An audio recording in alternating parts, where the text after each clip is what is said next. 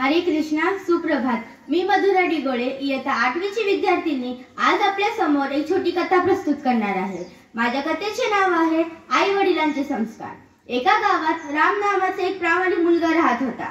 त्याच्या आई वडिलांनी त्याच्यावरती खूप चांगले संस्कार केले होते। तो त्या संस्कारांना धरूनच वागत होता। एके दिवशी राम काही कामानिमित्त त्याच्या शेजाऱ्यांच्या घरी गेला। तो जेव्हा त्या शेजाऱ्यांच्या घरी गेला तेव्हा त्याने बघितलं की तिथे कोणच नव्हतं, फक्त त्यांचा नौकर होता। त्या नौकराने रामला थोडा वेळ बसायला सांगितलं व तो नौकर बाजारात भाजीपाला आणायला गेला। रामच्या समोर एका टोपलीत सफरचंद ठेवले होते।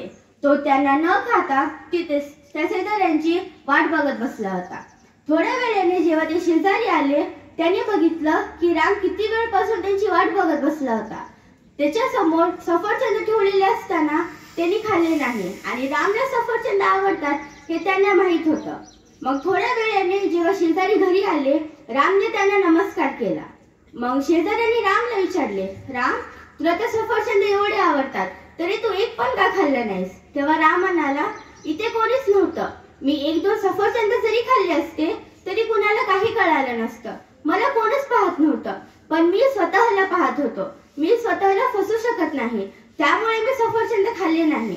आपण काय करतो हे आपला आत्मा पाहत असतो। आपण दुसऱ्यांना फसू शकतो, पण आपण आपल्या स्वतःला फसवणं खूप अवघड असते।